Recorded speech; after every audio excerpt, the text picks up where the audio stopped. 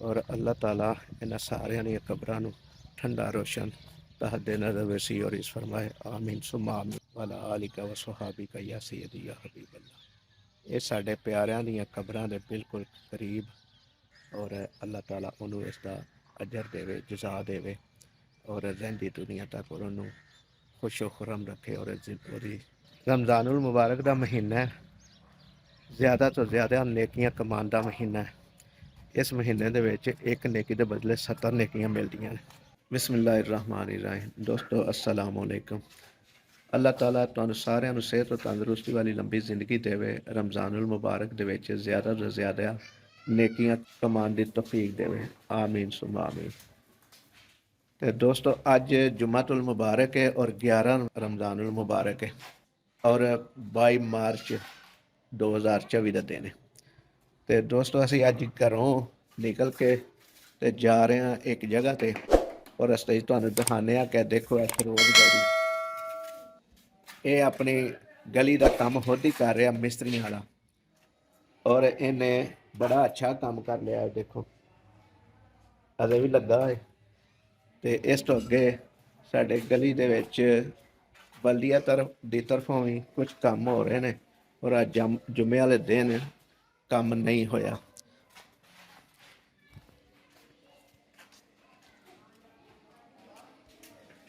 यह जी बल्दिया की तरफों सीवरेज लाइन पै रही है और ये हुण रुकी है एक दो दिन तो, लेकिन उम्मीद है कि कल पै जाएगी, मुकम्मल हो जाएगी।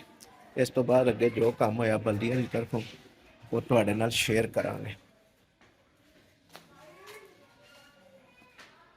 यह देखो यह भी काम थोड़ा जिहा ते बल्दिया की तरफों एक पैप रहिंदा इत्थे, एक पैप पैण वाला है।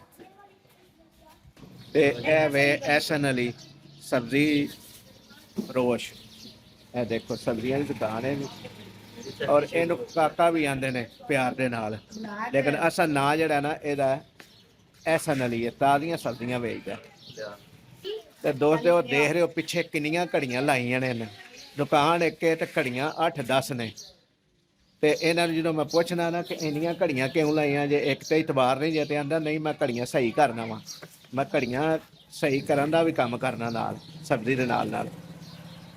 ते दोस्तों हुण असी जा रहे हैं कब्रस्तान क्योंकि जुम्मतुल मुबारक का दिन है और जुम्मे की नमाज पढ़न तो बाद फिर कोशिश करी दी है कि अपने प्यारियां दी कब्रां दे उत्ते फातिहानवी करिए।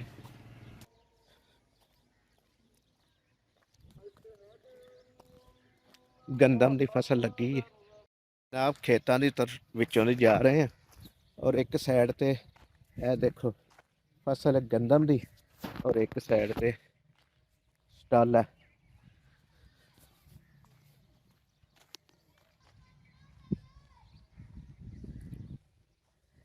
तो चलदे देखो जी यह साइड ते टमाटर भी लगे,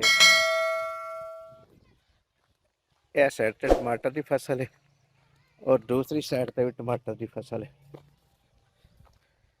यह वे गांव देहात की जिंदगी, साफ सुथरियां और ताज़ियां सब्जियां मिल जांदियां ने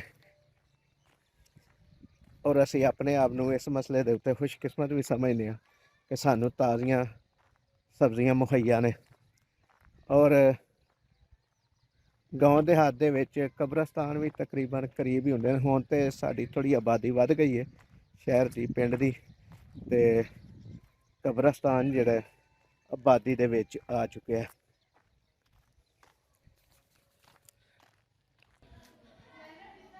हुण असी कब्रस्तान के करीब जिहड़ी आबादी है ना ਉਹਦੇ 'ਚ दाखिल हो गए हैं और तकरीबन थोड़ा ही टाइम रह गया, कोई 2 मिनट लग जाएंगे कब्रस्तान पहुँचे। कब्रस्तान के बिल्कुल करीब आ गए और यह देखो कब्रस्तान की बाउंड्री और यह गेट कब्रस्तान का जितों असी एंटर होंगे हैं। अस्सलाम वालेकुम या अहलल कबूर। कब्रस्तान दाखिल होने की दुआ पढ़ी और कब्रस्तान के दाखिल हो गए। अस्सलातु वस्सलामु अलैका या सय्यदी या रसूल अल्लाह वाला आलिका व सुहाबिका या सय्यदी या हबीब अल्लाह। ये साडे प्यारियां दी कब्रां दे बिल्कुल करीब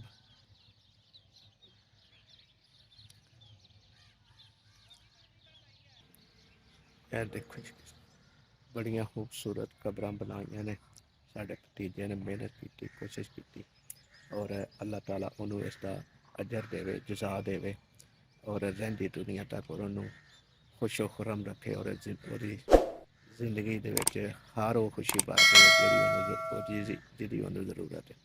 आमीन सुम्मा आमीन। दोस्तों, अपने प्यारिਆਂ ਦੀਆਂ कब्रां ते कब्रस्तान दे विच जितने भी मदफून ने उन्हां वास्ते दुआए खैर करन तो बाद हुण कब्रस्तान तो दोबारा रुखसत हो रहे हैं और अल्लाह ताला इन्हां सारियां ਦੀਆਂ कब्रां नूं ठंडा रोशन तहदे नज़र वसी और इस फरमाए। आमीन सुम्मा आमीन। रमज़ानुल मुबारक दे सदके नाल इन्हां सारियां दी कब्रां नूं ठंडा रोशन तहदे नज़र वसी और इस फरमाए। आमीन सुम्मा आमीन। तो दोस्तों, हर उस इंसान को कोशिश करनी चाहिए कि जुम्मे वाले दिन अपने प्यारिਆਂ दी कब्रां दे उत्ते फातिहा नूं करे। रमज़ानुल मुबारक दा महीना है, ज़्यादा तो ज़्यादा नेकियां कमाउण दा महीना है। इस महीने दे विच एक नेकी दे बदले 70 नेकियां मिलदियां ने। फातिहा करन तो बाद हुण असीं दोबारा अपने घर दा रस्ता लिया ते सिर्फ यही गल करनी चाहते हैं कि अल्लाह ताला सानू सारिਆਂ ਨੂੰ नेकी दी अमल दी तौफीक देवे और अच्छे काम करन दी तौफीक देवे। आमीन सुमा आमीन। अज लई इन्ना ही, अगली वीडियो तक लिए इजाज़त दिओ। जिउंदे रहो, वसदे रहो, रब राखा। इस वीडियो नूं लाइक करिया जे, शेयर करिया जे, चैनल नूं सबसक्राइब करिया जे और कमेंट सैक्शन विच एक कमेंट लाजमी करिया जे।